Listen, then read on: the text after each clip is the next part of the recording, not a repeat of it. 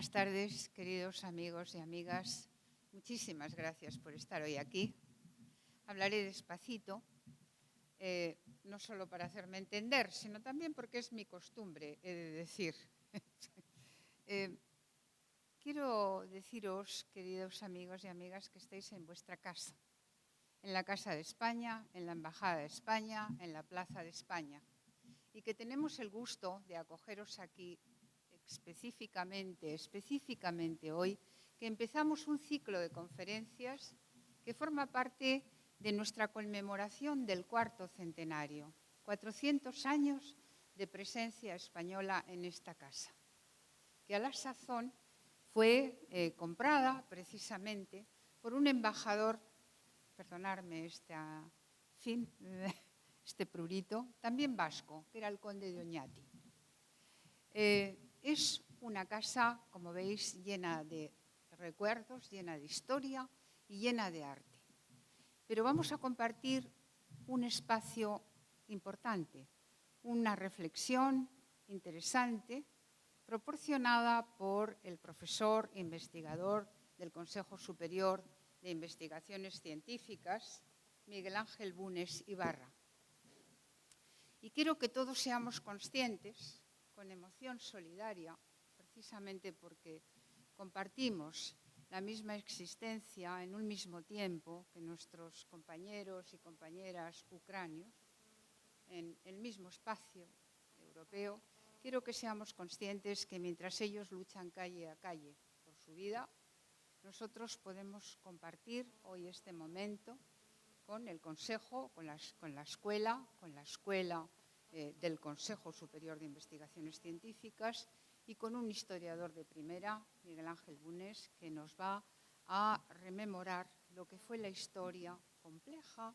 pero agradable, de las relaciones entre España, Italia, España, Francia, que ocurría en el Mediterráneo, y yo creo que vamos a disfrutarlo.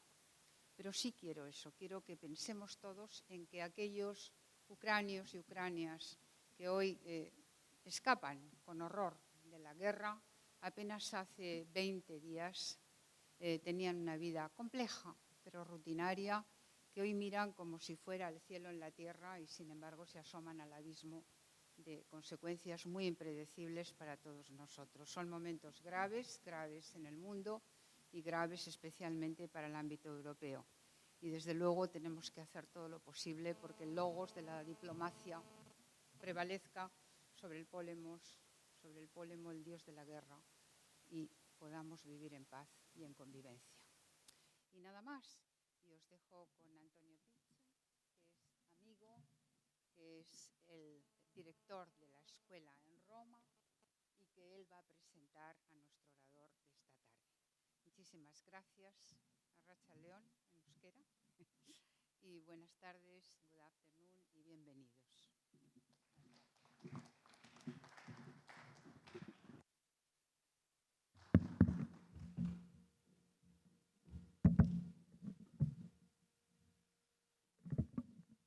Buenas tardes a todos, señor embajadores, ministros, colegas y amigos, todos.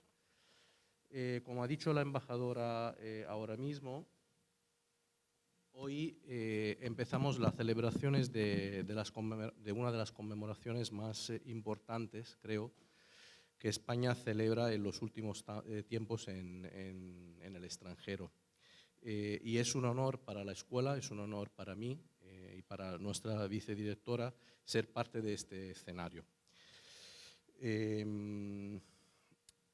Hemos tenido en esta organización, se ha trabajado conjuntamente con esta embajada y en este sentido quiero agradecer el esfuerzo que el ministro consejero Félix Costales y nuestro ya amigo Francisco ha realizado con nosotros para organizar este acto. Como sabéis, pues se acordó, en esa reunión acordamos celebrar un ciclo de conferencias que pusieron de relieve, por un lado, el significado concreto de la constitución de esta embajada permanente y sobre todo la decisiva influencia que esta decisión tuvo entre las representaciones diplomáticas de las otras naciones, que luego pasará a ser una especie de guía también en las decisiones referidas a la propaganda ceremonial que caracterizaron la Roma papal de los siglos modernos, sin obviamente olvidar los cambios estructurales que provocó también en el urbanismo de la ciudad. Y aquí yo quería hacer una pequeñísima reflexión sobre no solamente el papel de este edificio, que es el que celebramos realmente en esta ocasión como un elemento, un contenedor de diplomacia, un contenedor de política, sino también el papel de este edificio en el marco de esta ciudad. Este edificio fue no solamente, como decía, este contenedor diplomático político, sino fue una especie de volano, una especie de generador de urbanismos. Alrededor de ese edificio se realizó una nueva vida para la ciudad, se constituyó un nuevo barrio y el edificio empezó a ser un símbolo mismo de la Roma de estos periodos. De una forma bastante general y de la mano, voy a presentar brevemente el siglo, lo haré solamente en esta ocasión, para luego presentar al amigo Miguel Ángel Bunes. De forma general, como decía, y de la mano de reconocidos historiadores, cada una de las conferencias del siglo girará en torno a una serie de problemas significativos correspondientes a un determinado momento histórico, sobre todo para las relaciones entre España y la Santa Sede desde el siglo XV hasta el siglo XX, con el objetivo concreto de mostrar de forma muy divulgativa cuáles son qué modalidades, qué usos, qué herramientas diplomáticas desplegaron los embajadores para solucionar problemas de distinto tipo. Así, por ejemplo, pues, se conocerá cómo han cambiado el perfil, la formación y el modo de presentarse de estos enviados a lo largo del tiempo. Y dentro de estas actividades, y sobre todo en estas épocas, cómo se realizó la negociación y posterior firmas por ejemplo, de los grandes concordados o acuerdos que tuvieron un papel fundamental en la vida de este palacio. Por tanto, y esto fue una elección conjunta entre los coorganizadores y nosotros de la escuela, no hemos centrado estas actividades, estos seminarios, en las biografías concretas de embajadores significativos, sino que hemos querido hacer hincapié en los efectos de las estrategias que están detrás de estas figuras. Es decir, que el objetivo, el fin principal del siglo es de alguna forma subrayar el significado de la Embajada de España ante la Santa Sede y, por otro lado, también la importancia de las relaciones en estos últimos siglos y también en relación con el panorama europeo. Entre los argumentos que se van a tocar en este ciclo de conferencia, lo habéis visto en el programa, predominan algunos conceptos como por ejemplo la pugna por el dominio de Italia entre los siglos XV y XVI, la etapa regalista en el XVIII y la negociación luego de los concordados del 1753-1851.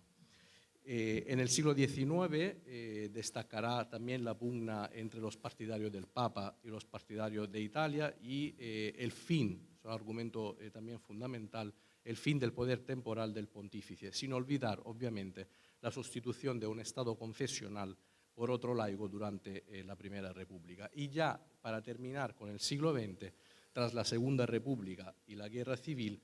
se llegará al concordado del 1953. Seguiremos tras el Concilio Vaticano II, después de esas complejísimas negociaciones que hay detrás, al marco establecido de los acuerdos entre la Iglesia y el Estado, que son, como sabéis todos, del año 1979. La primera de estas conferencias es la que nos reúne hoy en este escenario espectacular, que está a cargo de Miguel Ángel Bunes, que es profesor de investigación de nuestro CSIC, de nuestro Consejo de Investigaciones Científicas, y miembro, o sea, componente del Instituto de Historia del Consejo. La línea de investigaciones del profesor Bunes, voy a señalizar algunas más relevantes, son en general sobre la historia mediterránea, sobre la expansión del Imperio Otomano durante los siglos XVI y XVII, y también de un argumento para mí muy querido, que son las minorías y los marginados en general. Miguel Ángel Bunes es correspondiente de la Real Academia Española de Historia desde el año 2013 y de la Academia de Historia Turca desde el año 2010. Es autor de muchísimas publicaciones, de capítulos de libros, artículos y volúmenes, de los que quiero aquí recordar 3 o 4 títulos esenciales, que son La defensa de la cristiandad, Las armadas en el Mediterráneo durante la Edad Moderna, un volumen del 2006, El Imperio Otomano y la intensificación de la catolicidad de la monarquía hispana, Bastiones y presidio del poder otomano en el Mediterráneo occidental, La investigación histórica sobre el Mediterráneo en la Edad Moderna, Un estado de la cuestión, entre puntos de interrogación, y luego Política de Felipe III en el Mediterráneo, 1598-1621, que es un trabajo reciente del año 2021. La conferencia del profesor Bunes tendrá como escenario de fondo, como telón de fondo, el contexto político y cultural de mediados del siglo XVI, el Concilio de Trento, la defensa de Orán, el fin de la guerra de las Alpujarras, pero sobre todo la formación de la Liga Santa y el papel de Pío V, que luego, como sabéis, culminarán en la simbólica y famosísima batalla de Lepanto, que se ha celebrado a lo largo de los 2 años anteriores, otros centenarios con numerosas publicaciones e intervenciones de distinto tipo. En este marco, y termino, serán, lo veremos con Miguel Ángel Bunes, serán decisivos 2 hermanos, que son, por un lado, los embajadores Luis de Requesens, que llegó a Roma en el año 1563, y fundamentalmente Juan de Zúñiga, quien ostentó la delegación ante la Santa Sede a partir de 1568 hasta el 1579. Invitaría en este caso ya a Miguel Ángel a subir a la mesa, y estamos encantados de tenerte nosotros en la escuela, y creo que esta embajada de tenerte hoy aquí como apripista, como se dice en italiano, de un seminario que nos ocupará durante estos meses. Gracias.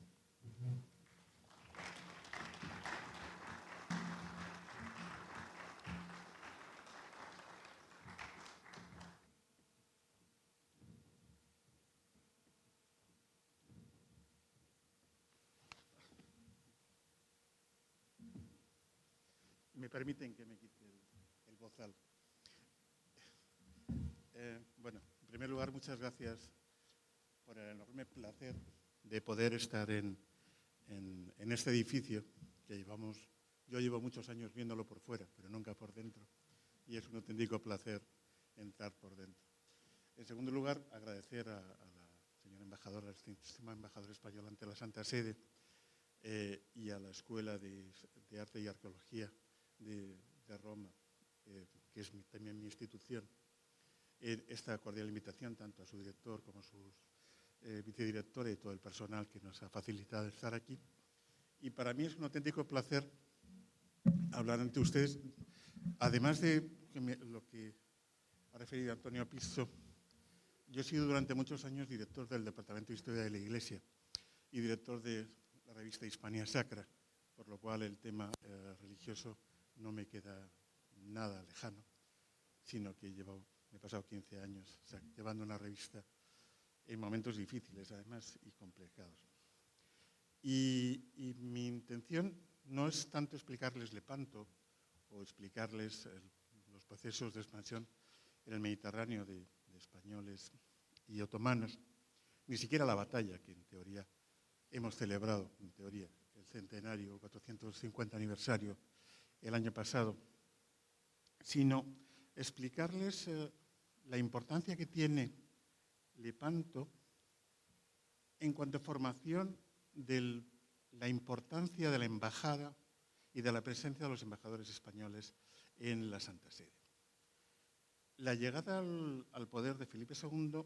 genera un cambio dentro de la estructura diplomática entre los países cristianos y la Santa Sede. Y es que al desvincularse la figura del Sacro Imperio de Carlos V y aparecer un monarca que no es emperador, se tienen que articular nuevas formas de relación entre la Santa Sede, entre el papado y, en este caso, el príncipe católico, el rey cristiano, o como el título que dará Pío V a Felipe II, el paladín de la cristiandad, igual que tenemos paladines en otras partes e instituciones de nuestro país. Y ese paladín, además, que tiene que conseguir una presencia muy fuerte en un momento muy complicado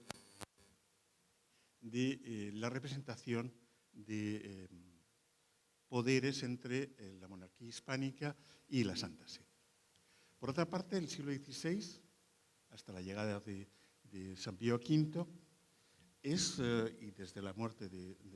el retiro de Carlos II, es un momento realmente complicado dentro de la diplomacia entre España y la Santa Sede, como consecuencia de que se van sucediendo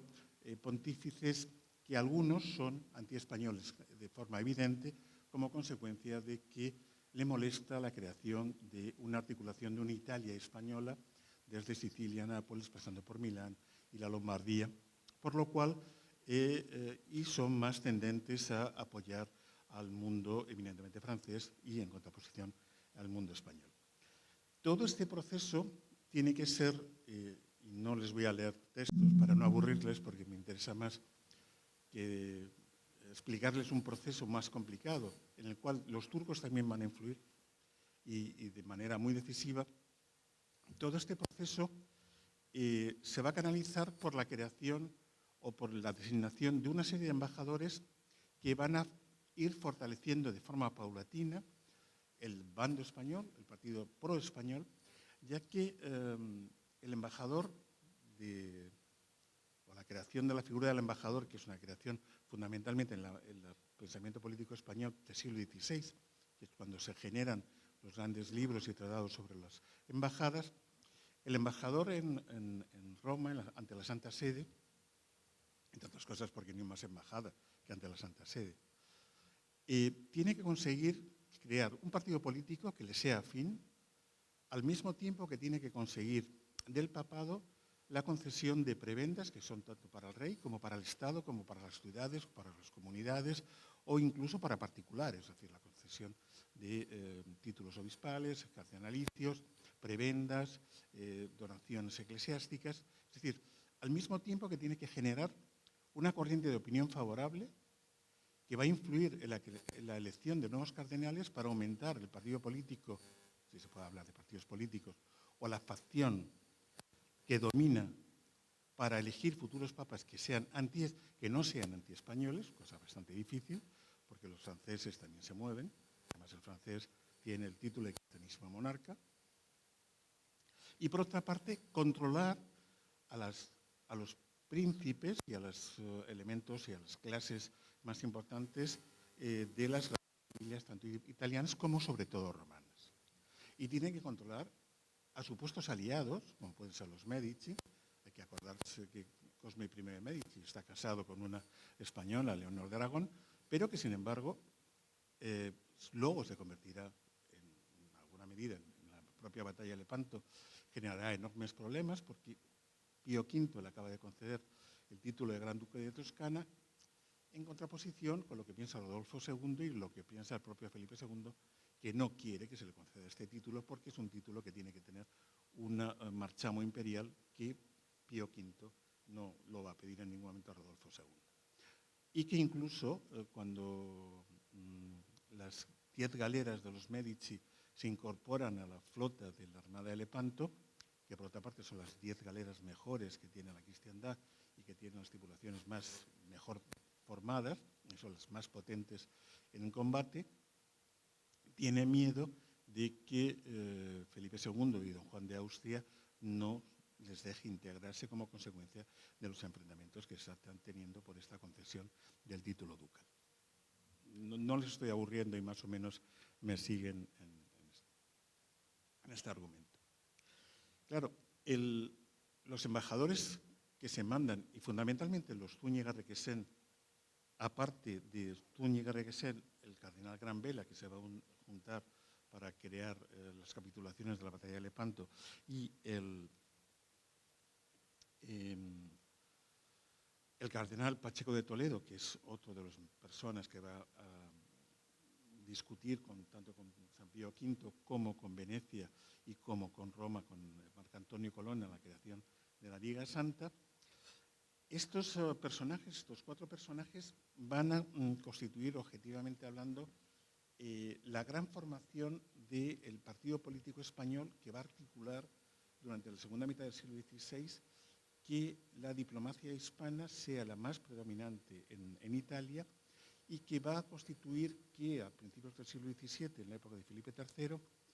el partido español o las embajadas españolas sean los elementos más importantes de Roma y cuya materialización se traslada en alguna medida en la compra de este palacio que estaba en la antigua Plaza del Rosario, advocación que es el día que se celebra la batalla de Lepanto de 1571. Es decir, no es una concatenación que la articule yo, sino una concatenación que se tiene. Es decir, la diplomacia vaticana, que como ha dicho Antonio Pisto es francamente complicada y que requiere unos conocimientos no solamente de las formas, sino de las maneras y cómo hay que tratar a cada... Estoy hablando del siglo XVI, no en la actualidad,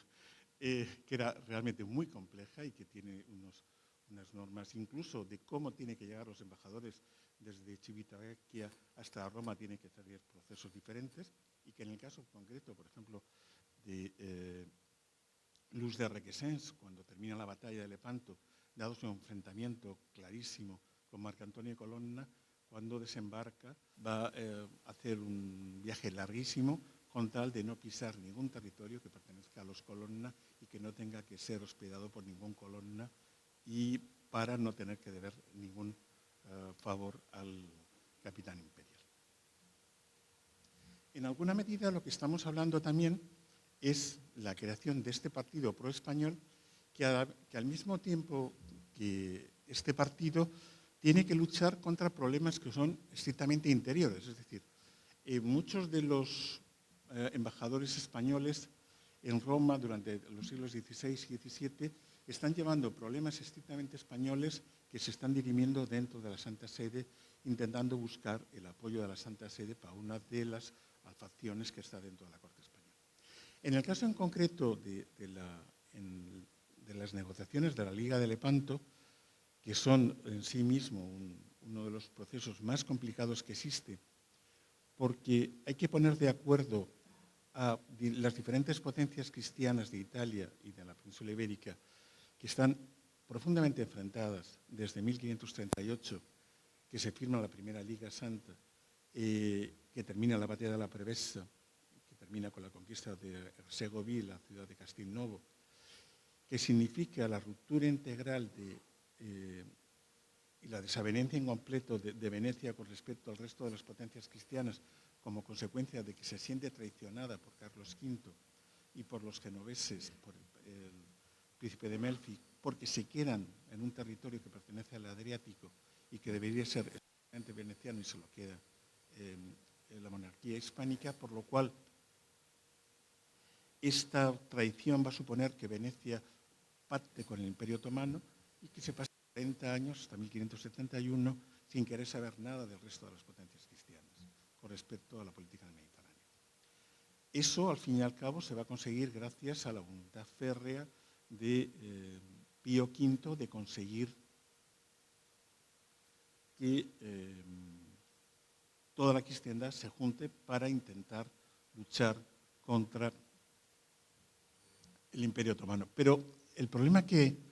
tiene esta negociación, y por eso le pongo esta imagen, es que la persona que está hablando con Pío V es San Francisco de Borja, por lo tanto el prepósito de los jesuitas, que representa un tipo de política y un tipo de planteamiento bélico que es contrapuesto al planteamiento bélico, esto es Pío IV y Gregorio XIII, el antecedente y el precedente de San Pío V,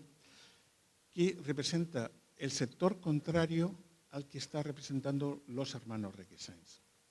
Los hermanos Requesens,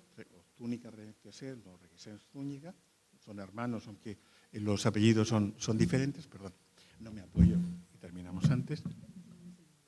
Vale. Los hermanos Zúñiga Requesens van a estar unidos, como el cardenal Granvela, van a estar unidos a el mundo que representa el sector más radical o más que propone medidas más violentas, que es el del duque de Alba, y que son partidarios de que la Santa Sede, el Papa, tiene que apoyar al príncipe, o sea, al paladín de la cristiandad, Felipe II, en la lucha contra herejes y contra infieles. Mientras que hay otro sector de la corte española, que es la que está representada por el príncipe de Éboli, que pretende que exista la primacía del papado y que el príncipe, en este caso Felipe II, simplemente defienda los intereses que está proponiendo el Santo Padre. Este enfrentamiento, que en realidad es un enfrentamiento español, aunque es un enfrentamiento de política directa del rey, es un problema hispano que en realidad se está luchando en las negociaciones con Pío V, en las relaciones con Venecia y en las relaciones con los príncipes italianos. Y que dará lugar a que la victoria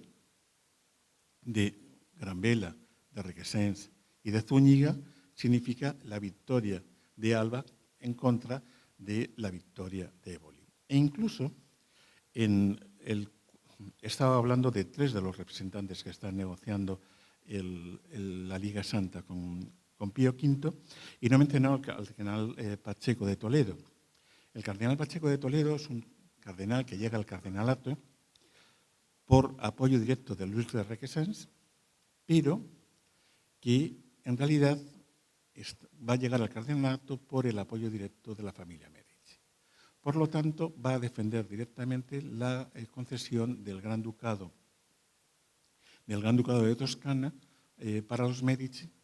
y por lo tanto los Zúñiga, sobre todo Luis de Zúñiga, van a ir en contra, y por supuesto el cardenal Granvela, van a ir directamente en contra de él para intentar por todos los medios que desaparezca, porque está representando al factor y al sector enemigo. Y lo van a conseguir. Y de hecho van a intentar por todos los lados que se le quite y se le traslade nuevamente a España, aprovechando una de las disposiciones de San Pío V, que es que pide que los obispos y arzobispos estén cada uno en sus sedes y no estén deslocalizados. Por otra parte, el cardenal Pacheco ha cometido el error de enfrentarse con Luis de Requesens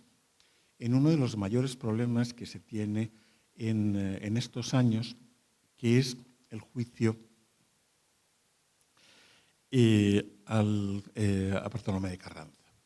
Bartolomé de Carranza es el arzobispo de la sede primada de España, sede primada que la concede además también Pío V, y que es acusado,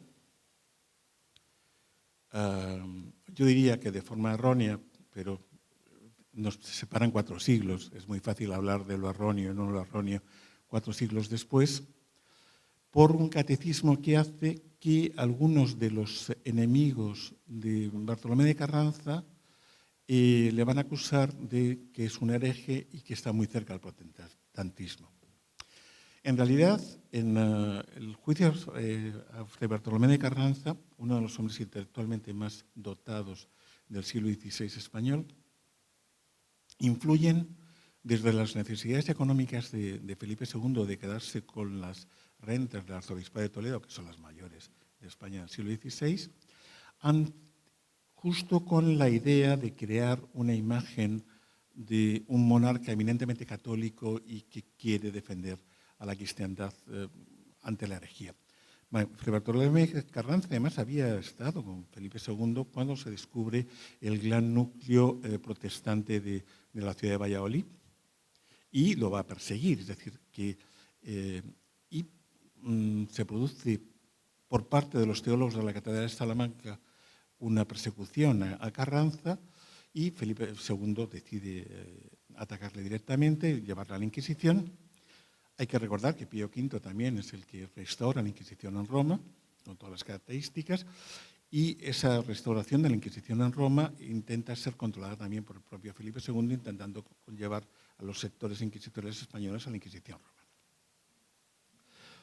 Y en este caso, Pío IV acepta el proceso a Bartolomé de Carranza dentro de España, mientras que Pío V, desde el momento en que coge accede a la Santa Sede,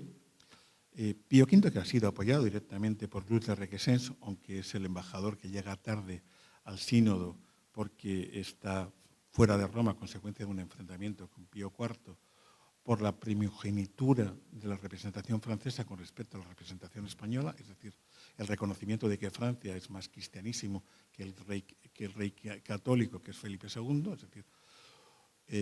la mayor parte de los enfrentamientos del siglo XVI, tanto en el mar como en la tierra, se producen por temas de educación y preeminencia. La mayor parte de los enfrentamientos entre galeras es por si alguien levanta una bandera o no la levanta. Y la mayor parte de los enfrentamientos en Roma hay muchas veces que se producen porque un embajador entra antes que otro embajador. Es decir, esas tonterías que nos pueden parecer tonterías, en un mundo donde la caballerosidad es muy importante y el respeto a las maneras es muy importante, en estos siglos pueden generar hasta guerras o enfrentamientos sin tanto sentido o tan poco sentido como el que estamos sufriendo en estos días, ¿no? Y que uno llega a plantearse si esto tiene sentido y urbanidad, que por una estupidez se genere un desastre. Pero volviendo nuevamente al tema de Carranza, Pío V decide trasladarle a Roma, juzgarle en Roma. El pobre Fray Bartolomé de Carranza se pasa 17 años aquí. Pío V lo quiere absolver directamente. Gregorio XIII lo va a medio condenar, pero una condena suave, y sin embargo le permite que se entierre en Santa María sopra Minerva y que le hace una laudatio a su muerte porque se reconoce que no es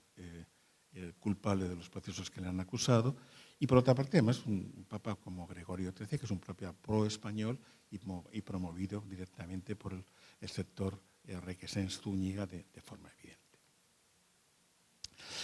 Por otra parte, en el momento de la creación de la Liga Santa, además, el mundo español, el mundo de los Requesens, tiene que conseguir unificar todo este mundo italiano de príncipes, todo este mundo de poderes, y por otra parte, Felipe II, que está ejerciendo de monarca que aglutina a todo el mundo católico de este momento, lo que necesita es fundamentalmente una gran cantidad de recursos económicos para poder emprender las empresas que se están produciendo en el Mediterráneo. En 1560 lo que nos encontramos es que el mundo turco decide tener una última gran intervención en el Mediterráneo y decide atacar de forma sistemática y ocupar los lugares más importantes que existen en el Mediterráneo. Los lugares más importantes que existen en el Mediterráneo para los turcos otomanos, son la conquista de islas. Para los rusos es la conquista de las penínsulas, pero para los turcos eran las islas. Y si se fijan un poco, la expansión otomana consiste fundamentalmente en ir ocupando islas. La batalla de Lepanto se produce como consecuencia de la ocupación de la isla de Chipre. Pero el anterior intento de ocupación de una isla es en 1565, cuando los turcos otomanos pretenden acabar con la gran república corsaria cristiana, que también existe, que se llama la isla de Malta. Pero la primera gran empresa que hace Sulimán el Magnífico en el Mediterráneo es la conquista de la isla, que también era una república corsaria, que es la isla de Rodas, expulsando a los caballeros de San Juan de Jerusalén, en la cual la señora excelentísima embajadora también es el representante ante la Orden de Malta. Y se crea la Orden de Malta como consecuencia de una concesión de Carlos V, entregando un territorio de la Corona de Aragón, que es la isla de Malta, y Tripol de Berbería, en la isla de Gozo. Para los turcos, las islas es el lugar donde se va a ir saltando poco a poco para poder llegar con cierta efectividad a luchar contra el enemigo. La conquista de Chipre de 1571, por lo cual se genera Lepanto, objetivamente es una conquista errónea desde el punto de vista geoestratégico, pero eso nuevamente es muy fácil de decir con 400 años después. Es una conquista errónea porque Chipre en realidad no significa nada y el imperio veneciano en 1570 es un momento muy delicado y es los restos de un imperio que fue con independencia, que la República de Venecia va a durar hasta la Primera Guerra Mundial, hasta las guerras con Austria. Sin embargo, para el nuevo sultán, Selim II, el hijo de Sulimán el Magnífico, y sobre todo para su gran visir, Kuprulu Mehmed Pasha, un serbio cogido en Deusirme. Deusirme es un impuesto de sangre que tienen que pagar los ortodoxos al mundo otomano, musulmán, y esos gentes son convertidos y convertidos en militares. Lo que le interesa es acabar con la paz cristiana en Occidente, intentar ocupar el Mediterráneo occidental, es decir, pasar de los estrechos italianos, y sobre todo impedir que el mundo cristiano empiece a atacar de forma sistemática las peregrinaciones musulmanas a Alejandría, Medina, la Meca, como consecuencia de que el corso cristiano, que es una cosa que no existe, pero que existe, y que es una cosa que tiene que vigilar Venecia antes de 1571, empieza a aparecer. Para quitar esos problemas, Selim II decide emular a su padre, Sulimán el Magnífico, y conquistar una isla, en este caso Chipre. Venecia en realidad no quería no quería entrar en... Les pongo imágenes de los embajadores. Esto es Luis de Requesens, cuando es joven, cuando es nombrado el sustituto del duque de Alba en Flandes en 1573, y muere en 1576. Un cuadro anónimo del siglo XVI que se atribuye a Luis de Requesens, pero yo no tengo claro que lo sea. Y el retrato más fidedigno que tenemos de Luis de Requesens. Todas las medallas que les he puesto en este PowerPoint son medallas conmemorativas de la batalla de Lepanto, que son menos conocidas que no cuadros más tradicionales sobre Lepanto, que son muy conocidos, y que objetivamente esta representación de la medalla es la más parecida. Este es el único retrato que tenemos de Luis de Zúñiga. Luis de Zúñiga es quizá uno de los embajadores más hábiles que han existido ante la Santa Sede. Luis de Requesens tenía la misma edad de Felipe II, fue el compañero de juegos de Felipe II y la persona que le acompaña con su primera boda con María de Portugal, en 1543, mujer que muere 2 años más tarde, en 1545. Y es un hombre de absoluta confianza de Felipe II y que va a estar sirviendo como ayo o vigilante de don Juan de Austria, porque Felipe II jamás se fió del carácter de su hermanastro o de su hermano bastardo, y por lo tanto va a poner a la persona de mayor confianza que existe para intentar controlar sus ansias, en primer lugar de poder y en segundo lugar de prestigio. Después de la batalla de Lepanto, tanto don Juan de Austria como Luis de Requesens, lo único que les mantiene en profunda amistad es el odio cerval a Marco Antonio Colonna. pero bueno, eso se lo cuento al final. Que sin embargo para un romano es la mejor representación de la victoria de la batalla de Lepanto. Y es que el problema de la batalla de Lepanto es que es una historia nacional y es una historia de naciones. Dependiendo de la persona que escriba un libro o la documentación que uno lea, si lee documentación veneciana, la batalla de Lepanto es una batalla veneciana. Si lee documentación romana, es una batalla romana. Y si lee documentación española, es una batalla española. Pero si lee documentación genovese, es una batalla de Andrea Doria. Y si lee documentación florentina o pisana, es una batalla de Florencia. Es una batalla que permite sacar gloria y honor a cada uno de los participantes. Y solamente hay una batalla que es en sí mismo cristiana, que es la imagen de Pío V sobre la propia batalla. Pero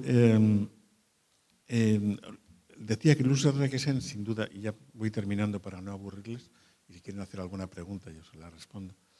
Y Luz de Requesens, sin duda alguna, es el diplomático quizá más fino que hayamos tenido,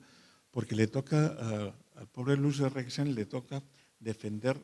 toda la política de Felipe II en Roma, desde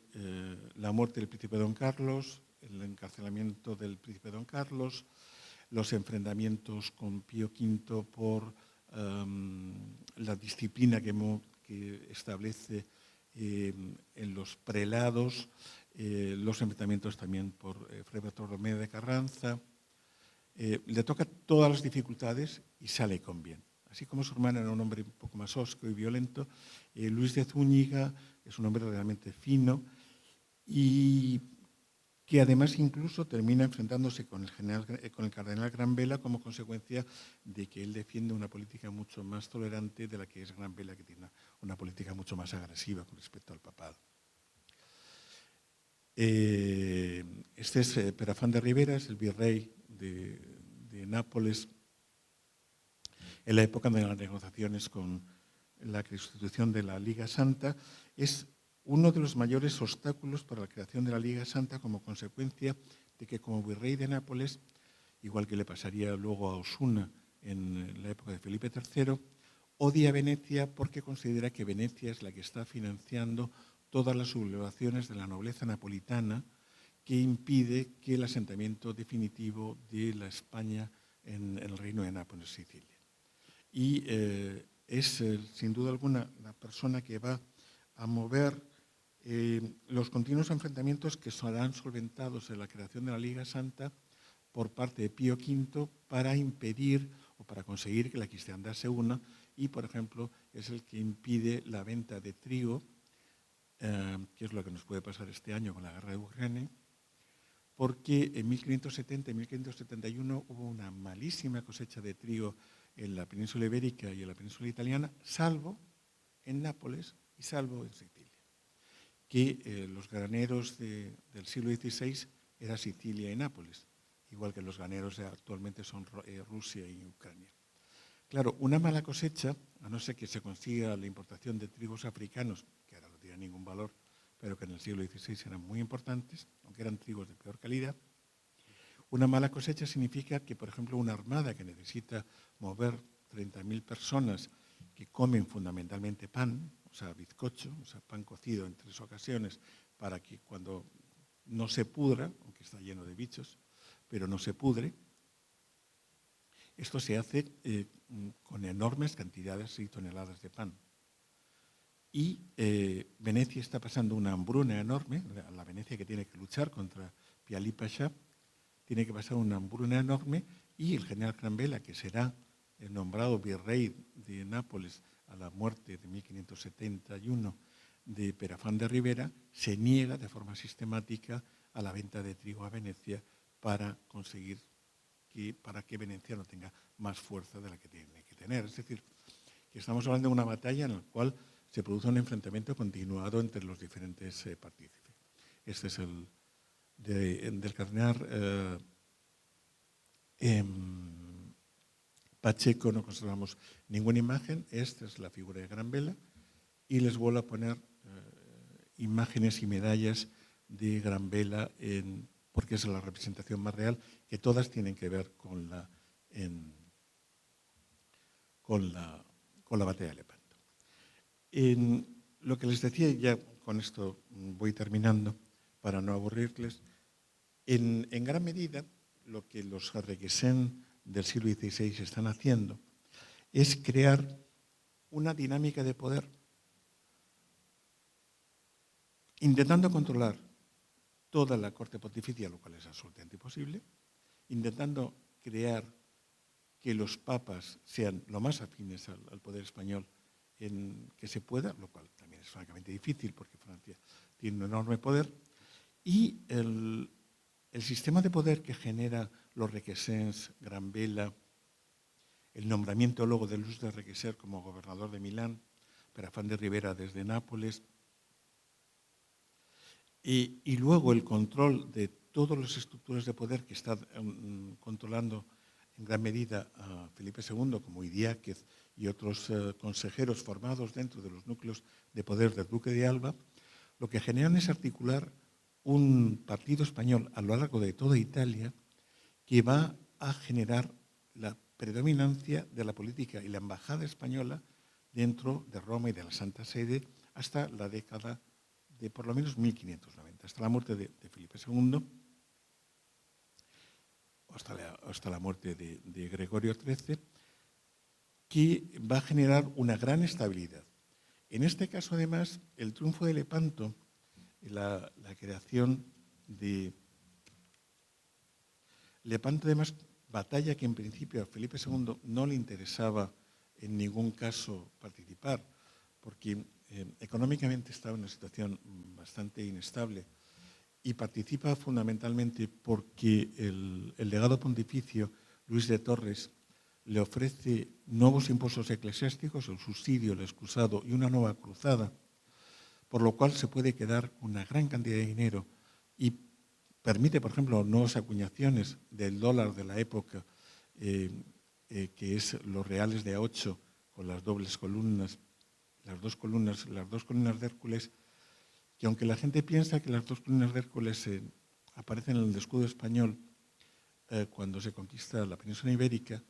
las dos columnas de Hércules, la primera vez que aparecen es en 1536, cuando Carlos V está conmemorando en Italia la conquista de la ciudad de Túnez y la expulsión de Jeredín Barbarroja de la ciudad de Túnez y la victoria sobre la Armada Otomana por primera vez. La segunda vez será la de la batalla de Lepanto. Este partido español y esa diplomacia española de una gran finura, y también,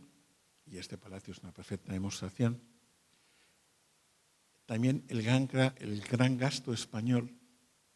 de las embajadas en Roma. Conservamos toda la documentación de Luis de Zúñiga, de Juan de Zúñiga y de Luis de Requesens. Trabajar sobre estos personajes es francamente difícil porque son como Felipe II se le llama rey papelero, y tenemos aquí una de las mayores expertas en papeles del Archivo General de Simancas. Los Zúñiga Requesens son los auténticos, y el cardenal Gran Vela, son los auténticos papeleros del siglo XVI. No creo que haya nadie en este mundo que haya sido capaz de leer la documentación que se conserva de Requesens, de Zúñiga y de Gran Vela, porque se necesitarían en torno a 2 o 3 vidas para poderse leer todo lo que escribiera. En el texto que preparé para esta conferencia estaba basado casi exclusivamente en la documentación privada de los Requesens Zúñiga, que Requesens manda quemar y destruir cuando muere, y que Zúñiga no la quema y se la queda otro gran embajador del siglo XVI y del siglo XVII, que es el conde de Gondomar, porque considera que no se pueden quemar papeles preciados. Felipe II, cuando muere, pide también quemar todos sus papeles íntimos y todas sus cartas a sus hijas. Y gracias a Dios no se queman. Y tenemos uno de los lados más amables y bonitos y cariñosos de Felipe II.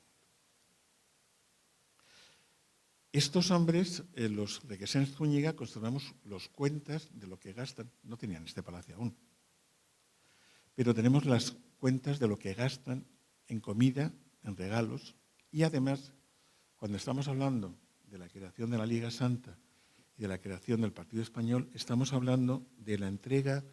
de miles de ducados del dólar del siglo XVI, que es el real de A8,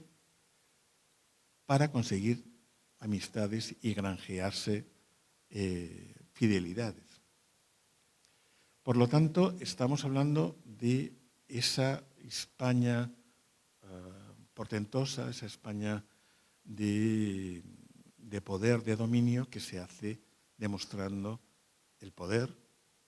y la magnificencia de la monarquía española. Y ya les termino contando, este es don Juan de Austria, San Pío V, y les termino contando el gran problema que existe, simplemente como anecdotario, y si hay algún romano me pido disculpas, el enfrentamiento que se produce entre Marco Antonio Colonna y los Requesens, ya simplemente como divertimento.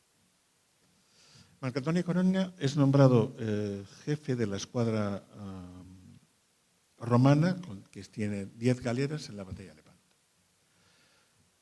Esta escuadra sale por primera vez en 1570 para intentar levantar el asedio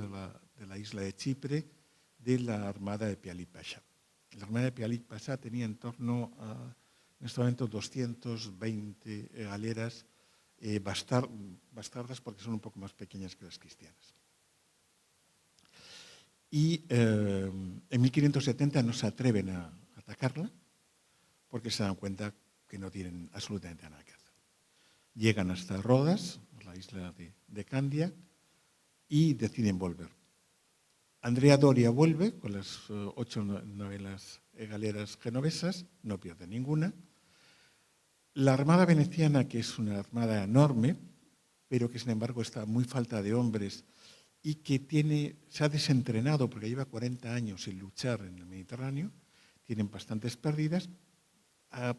Venecia no le importa demasiado porque Venecia ha generado una estructura de naves que están desempalmadas, es decir, que tienen las piezas, entonces son capaces de armarlas de forma rápida y tienen galeras repartidas, aparte por el arsenal veneciano, lo tienen en Candia, lo tienen en las diferentes posesiones, en Durazzo, en las diferentes posiciones que tienen en el Adriático y en el Egeo. Y Marco Antonio Colonna, que sale con las 10 galeras pontificias y pierde 6.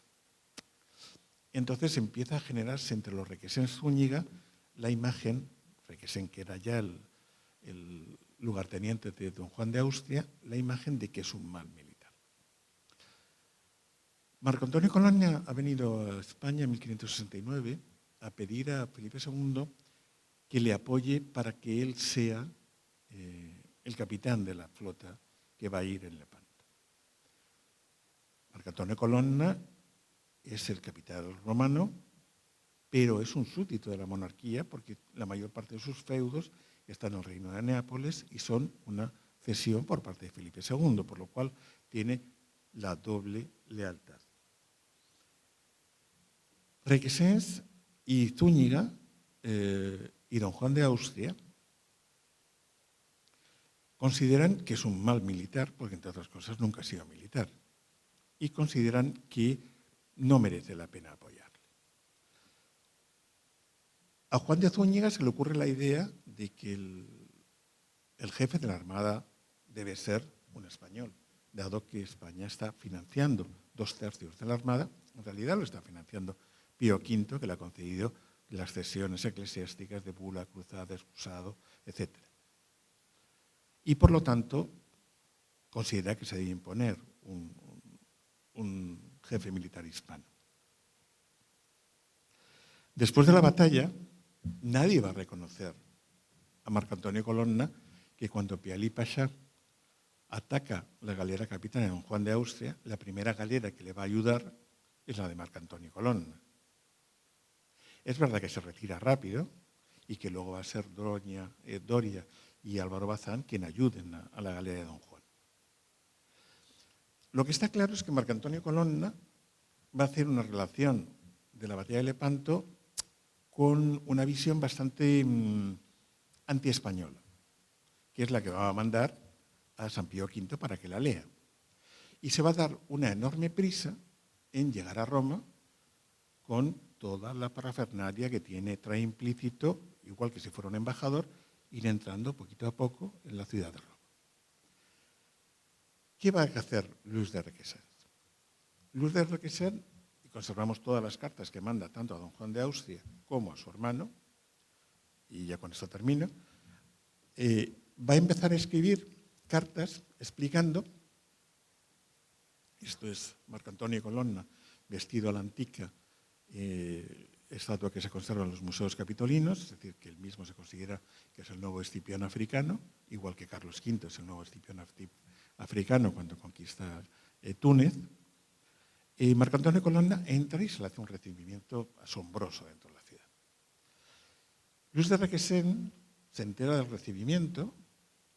tengo los textos, si les interesa se los leo, y decide que él no va a entrar en Roma. Entonces dice que va a entrar un día y entra el día anterior por la noche porque no quiere sufrir la humillación de que el verdadero vencedor de la batalla de Lepanto, que ha sido él, sea tratado con la misma o con un recibimiento menor que Marco Antonio Colonna y que él no puede sufrir esa humillación.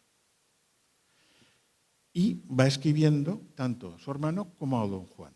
Y don Juan le recomienda a Requesens que no entre así, que entre de noche, vaya a hablar directamente con el Papa y discuta con el Papa. Curiosamente, después de esta entrada, lo que se produce es la ruptura completa del bando cristiano como consecuencia de que la victoria y el triunfo español lo que posibilita y favorece es que los Zúñiga Requesens consigan que la Liga Santa ya no vaya a luchar contra el Oriente, sino que vaya a luchar a lo que quiere realmente Felipe II. Felipe II no quiere liberar Venecia de la lucha otomana. Felipe II lo que quiere es conquistar Argel y recuperar la ciudad de Túnez. Felipe II lo que quiere es asegurar la península ibérica y los estrechos italianos. El estrecho italiano está amenazado por Argel y por Túnez, en ningún momento por Estambul. Felipe II sabe que Estambul no puede llegar a los estrechos italianos con facilidad, entre otras cosas porque una galera tiene que parar cada 3 días de hacer aguada. Por lo tanto, no puede navegar hasta aquí. Y por otra parte, porque se ha conseguido rescatar, a través de García de Toledo, la isla de Malta. Por lo tanto, no puede llegar. En realidad, y con eso termino y espero no haberles aburrido, en realidad, los Zúñiga Requesens, con el cardenal Granvela y con otros personajes más, lo que consiguen es crear una diplomacia hispana en Roma, ante la Santa Sede, de una potencialidad increíble, con un coste brutal, comprando voluntades y consiguiendo influir en todo lo que se pueda para que el papado sea el gran aliado de España, de la España católica, y lo que se consigue es que España, objetivamente, hasta mediados del siglo XVII, sea la potencia predominante en gran parte de las relaciones entre los príncipes occidentales y el papado a lo largo de estos 50 años. Y esto en gran medida se les debe a estos personajes que, como les decía antes, son casi imposibles de seguir porque escriben tanto que si dices algo, siempre alguien te puede decir que no has leído tal carta y es verdad, no lo has leído. Pero es las dificultades de ser historiador en esta época. Y muchísimas gracias.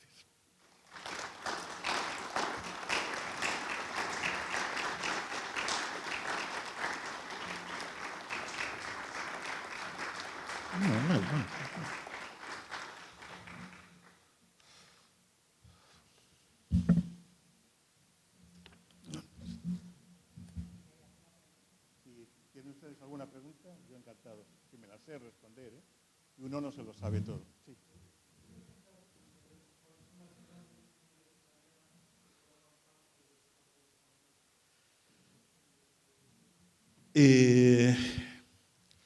Los Carrafa no, por ejemplo.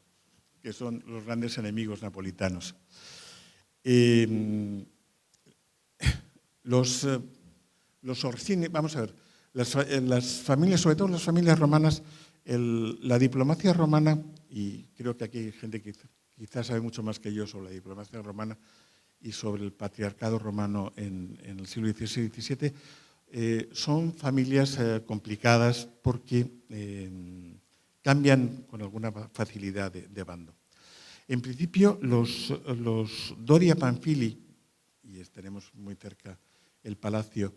en teoría son los grandes aliados en un momento determinado, en la época de Felipe III,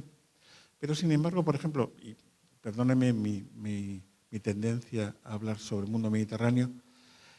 el fracaso de Gianni Doria en 1601 en el intento de conquista de Argel hace que Felipe III no vuelva a contar con ningún Doria para luchar contra los turcos porque consideran que se ha equivocado y le ha hecho perder una gran reputación.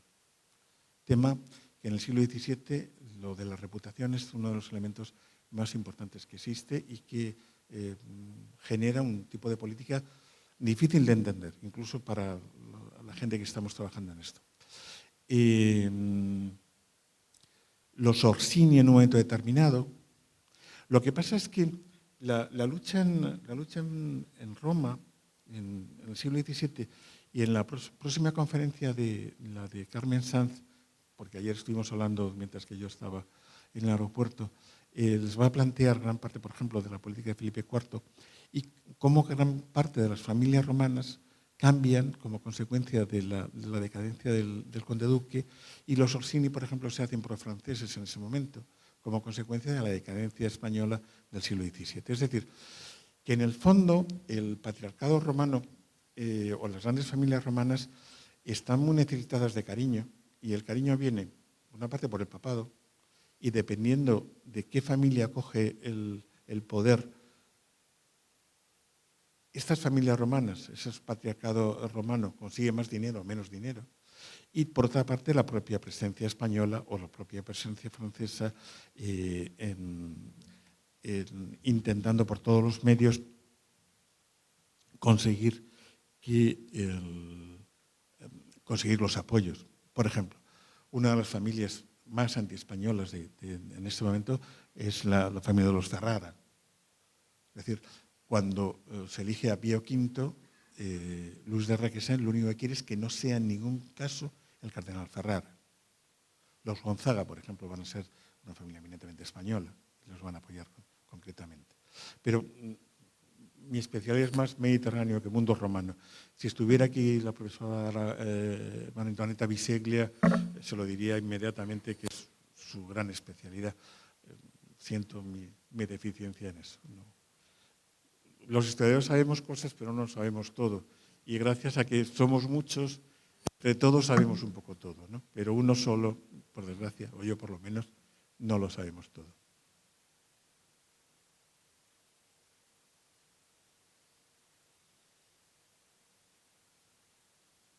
Bueno, muchísimas gracias.